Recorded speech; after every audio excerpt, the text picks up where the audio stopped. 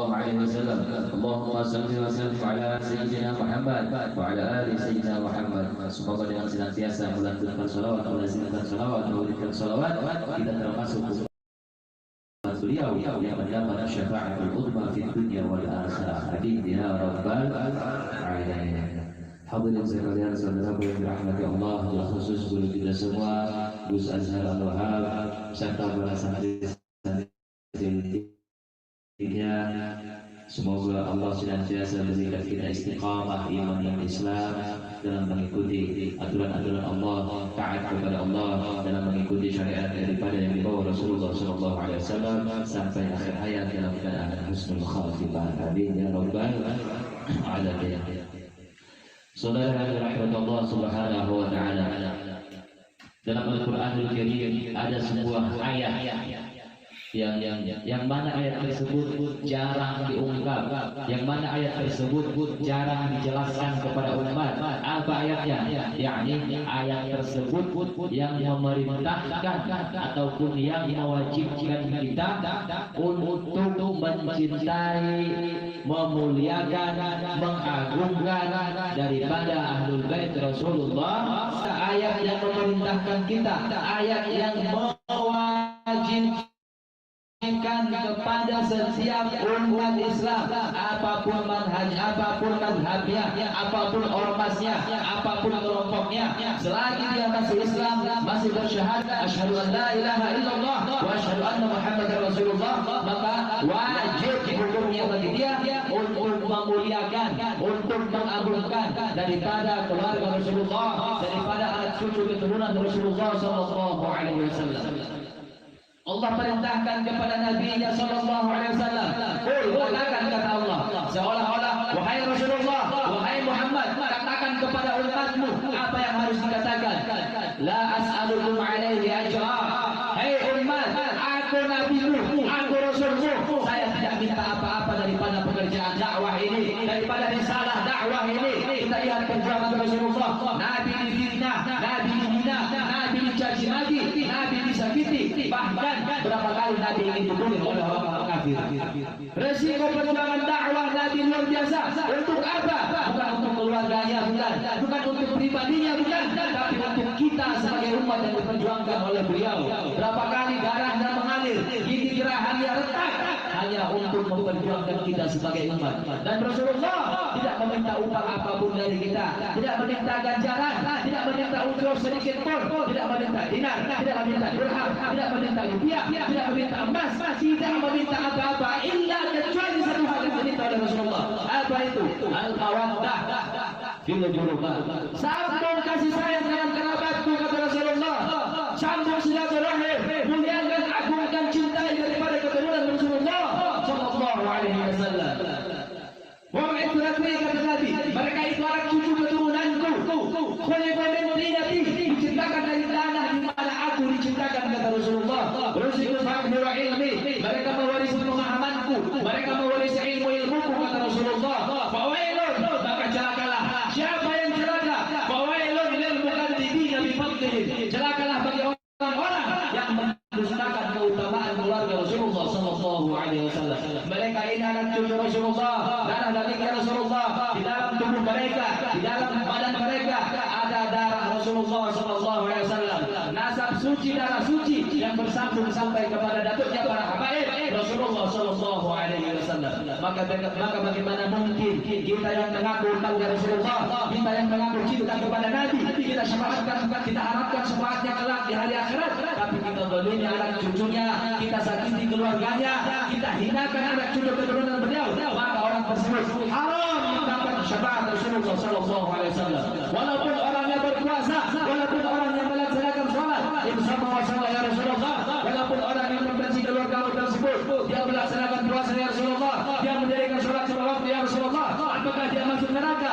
Bersama masalah, kata Nabi, walaupun dia berpuasa di siang Ramadan, walaupun dia sholat pada waktu, tapi ada kebencian di hatinya kepada keluarga Rasulullah, maka haram dia masuk ke dalam surganya Allah, wajib masuk ke dalam neraka. Tidak ada yang membenci Ahlul Bait, tidak ada yang membenci keluarga, kata Nabi, melainkan orang tersebut adalah orang-orang munafik. Dan orang yang membenci keluarga Nabi, orang-orang munafik, nanti di akhirat akan dibangkitkan oleh Allah, akan dibangkitkan oleh Allah di hari kiamat dengan tulisan di antara kedua matanya. Di situ ada tulisan nanti terputus dari rahmat Allah Subhanahu wa taala. Terputus dari rahmat Allah.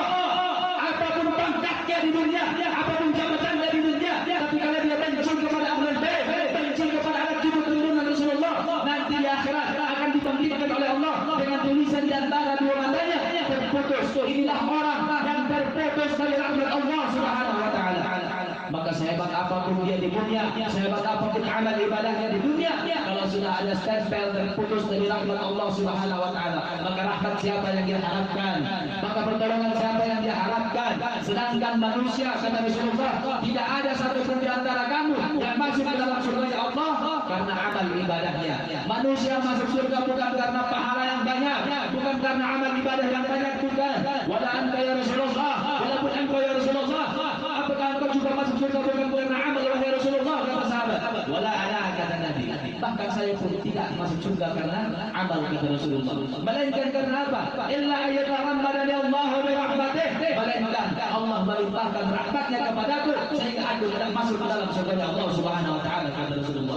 Orang yang tidak mendapat rahmat dari Allah, walaupun sholatnya sampai kakinya bengkak, walaupun amal ibadahnya menggolong sampai seperti Uhud, tiap hari, tiap tahun haji, tiap bulan umrah, puasa wajib, puasa sunnah, sholat fardu, sholat sunnah, tapi terputus dari rahmat Allah, maka mustahil dia masuk ke dalam surganya Allah, dan dipastikan orang tersebut akan masuk ke dalam nerakanya Allah Subhanahu wa taala. Naudzubillah. Nah, ini adalah ayat yang mewajibkan, dalil-dalil yang mewajibkan kita untuk menghormati, memuliakan daripada keturunan Rasulullah SAW.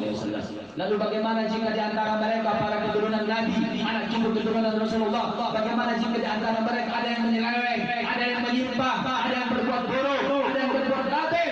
Maka tetap kita muliakan mereka, bukan berarti kita muliakan karena membenarkan keburukannya, akan tetapi kita tetap muliakan mereka, kita tetap agungkan mereka di hati kita, sebab nasab suci yang ada pada mereka bukan pembenaran daripada satu kelakuan yang tidak benar. Kita tetap muliakan, kita tetap agungkan, kita tetap cintai. Kenapa? Bagaimanapun itu adalah dunia daripada keturunan Rasulullah Sallallahu Alaihi Wasallam. Kalau benar mereka melakukan salah, kita tegur dengan cara yang ma'ruf, kita tegur dengan cara yang baik. Jika dengan keluarga kita, jika dengan sahabat kita, jika dengan saudara kita, apabila melakukan kesalahan kita tegur, apalagi dengan kekasih kita, apalagi dengan keturunan Rasulullah, harus lebih kita tegur dengan cara terbaik.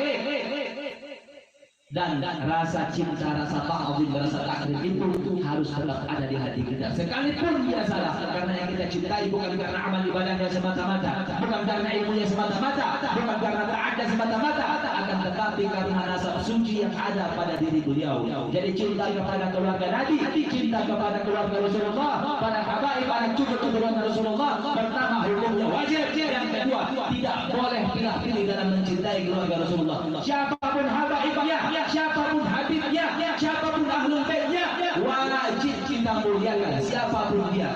Tapi seandainya naudzubillah ada yang salah, maka jangan kita ikuti kesalahannya. Lalu bagaimana apabila bahkan itu habib seandainya salah?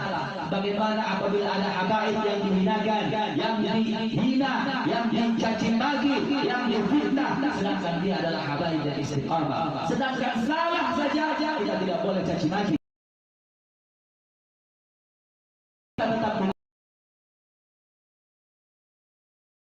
Kesalahannya, apalagi habibnya tidak salah, seorang yang alim, seorang yang taat, seorang yang mujahid dan berjuang di jalan Allah, belajarkan bersalah satu ya Rasulullah SAW. Ada yang menghina, ini yang lagi viral, kita lihat di media, dihina, dikatakan dengan perkataan-perkataan yang hina oleh seorang artis yang tidak punya moral, oleh seorang artis, oleh seorang tokoh yang tidak pantas menjadi tokoh itu. Hanya seorang artis, apa jabatan dia di hadapan Allah? Siapa nanti yang mensyafaatkan dia di hari kiamat kalau bukan Rasulullah? Hai para artis, hai para pejabat, hai para aparat negara, tidak ada yang mampu mensyafaatkan kalian selain daripada datunya para habaib, selain daripada datunya Al Habib Muhammad Reza bin Husain bin Syiah. Takbir. Jadi siapapun orang yang tidak ada yang bisa mensyafaatkan mereka dari hari kiamat, tidak ikut artis yang tidak berhabaib. Kemana dia kalau meminta syafaat? Kemana dia mengharapkan syafaat? Kalau bukan kepada datangnya para habaib, termasuk Sunnah Habib Muhammad Rizki bin Husain bin Syahad. Jadi ini merupakan suatu perbuatan laknat, suatu perbuatan berkutuk. Siapapun kita umat Islam wajib mengingkarinya, wajib memeranginya, wajib membenci perbuatan dia tersebut. Karena Allah, karena Rasulullah, karena yang dia fitnah tersebut dan dia hina tersebut adalah keluarga Rasulullah. Sedangkan yang buruk saja kita tetap muliakan walaupun tidak mengikuti keburukannya. Apalagi yang taat, apalagi yang alim dan berilmu. Kita lihat perjuangannya di depan mata kita yang selalu berada istiqamah di atas jalan kebenaran, di atas jalan sunnah Rasulullah SAW. Yang hak beliau katakan hak, yang batil beliau katakan batil. Beliau tidak bisa disogok, beliau tidak bisa disuap, beliau tidak bisa ditekan, beliau tidak bisa diancam, bahkan sampai-sampai dulu beliau pernah ditanya, wahai Habib, bagaimana nanti apabila suatu saat orang-orang luar negeri, orang-orang kafir datang ke Indonesia menjajah Indonesia kembali, apa jawab beliau? Jawaban beliau Habib Rizik Syihab yang dikatakan sebagai anti-NKRI tersebut, beliau menjawab, wallahi demi Allah, jika mereka datang ke Indonesia untuk menjajah Indonesia, maka demi Allah akan kita jadikan Indonesia sebagai kuburan bagi mereka. Itu yang mereka katakan anti NKRI. Seluruh hidupnya, jiwa-jiwanya telah diwakafkan, telah dikorbankan untuk memperjuangkan NKRI, untuk memperjuangkan bangsa daripada pemahaman-pemahaman sesat, daripada aliran-aliran sesat, daripada narkoba, judi, miras. Jadi kalau masalah dakwahnya jangan dibuat tolak ukur. Saya suka Habib Fulan, Habib ini. Kenapa? Suaranya lantang, dakwahnya keras, bikin keras. Sebenarnya sebatu. Masalah keras lembut itu bukan patokan dakwah, bukan patokan dakwah. Isinya patokan dakwah adalah bukan lemah lembutnya, akan tetapi ini isi yang dia sampaikan apa. Betapa banyak dakwah yang lemah lembut, orang yang berlindung bertopeng dengan topeng dakwah yang lemah lembut, tapi isinya menjilat pada penguasa, menjilat pada kezaliman, takbir kepada kezaliman, takbir kepada kebatilan dengan topeng yang lemah lembut dan dakwah yang naudzubillah. Jadi kalau apa-apa ada dakwah yang lemah lembut, isinya benar, ikuti. Ada dakwah yang tegas, yang lantang, isinya benar, ikuti. Bukan keras lembutnya yang jadi masalah, tapi isinya yang hak tetap dia sampaikan hak, yang batil tetap dia sampaikan batil. Apapun resikonya, insya Allah. Jadi ini ulama yang harus kita ikuti, kita hormati, kita ta'zimi, kita takrimi, apalagi dari kalangan keluarga Rasulullah SAW. Jadi setelah ini mungkin kita bisa ambil kesimpulan. Jangan ada lagi pertanyaan Habib ini gimana, Cinta kepada seluruh habaib wajib hukumnya bagi setiap kaum muslimin untuk memuliakan mereka, mengagungkan mereka karena nasab yang ada pada diri mereka. Seandainya mereka salah, maka tegur kesalahannya. Jangan ikuti kesalahannya, tetap muliakan mereka karena nasab suci yang ada pada mereka. Insya Allah kita doakan mudah-mudahan para guru-guru kita, para habaib kita, khusus Imam besar Habib Muhammad Rizki bin Husain bin Syihab, semoga Allah kuatkan langkah kaki beliau, Allah menangkan perjuangan beliau dunia dan akhirat. Allah hancurkan musuh-musuh beliau, Allah hancurkan musuh-musuh agama, musuh-musuh yang ingin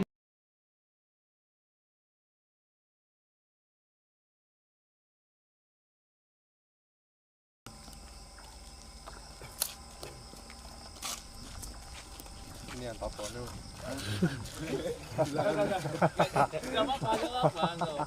Ganti ya. Senjata loh. Enggak apa. Ini lo dari Singulur biasanya gini. Pembukti ya.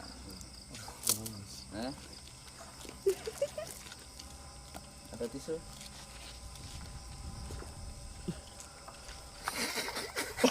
Masa nggak malu sama tato ini?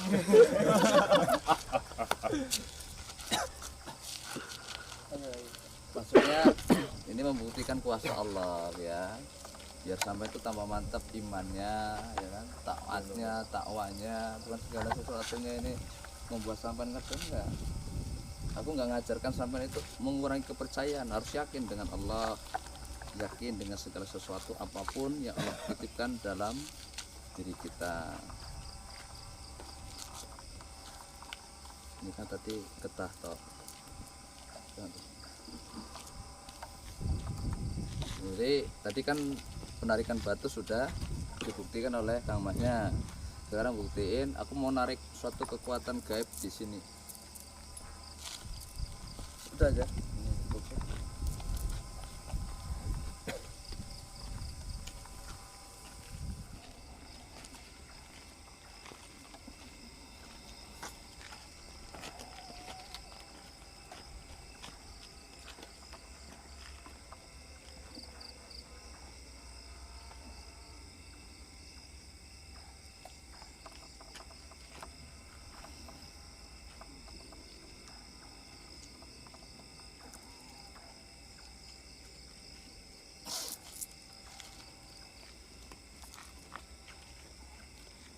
Dingin nggak?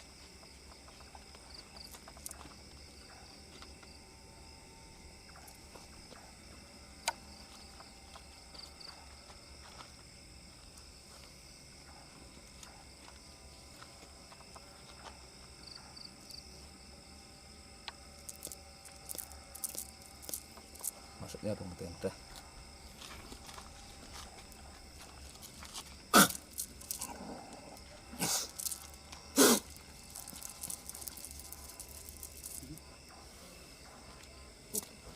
Lihat bekasnya.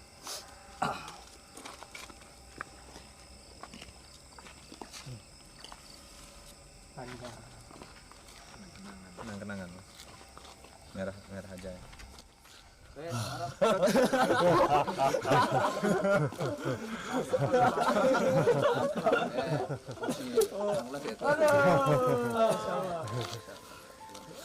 Kan udah lama ya. Nah, kenang-kenangan.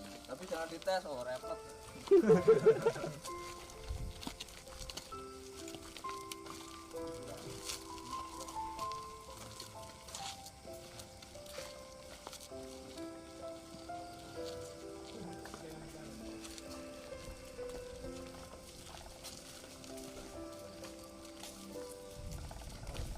Itu baru pisau.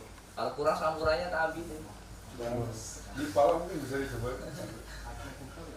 Walaupun nggak matang tapi dengan ini lumayan. Lumayan juga. Kalau Pak Din lagi sibuk sama anaknya.